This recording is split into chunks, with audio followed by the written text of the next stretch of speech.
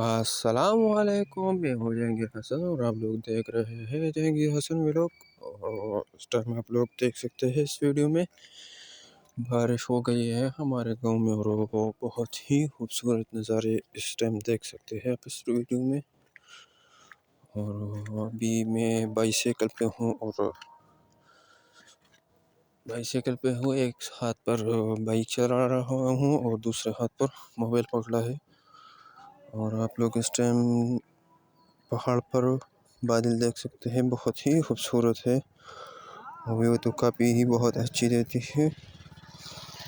और आप लोग इस टाइम भी देख सकते हैं, मैंने फ़ोन को जूम किया और जूम करने के बाद कुछ इस तरह से रिजल्ट है, बहुत ही खूबसूरत और व्यू तो काफ़ी ही बहुत अच्छी है।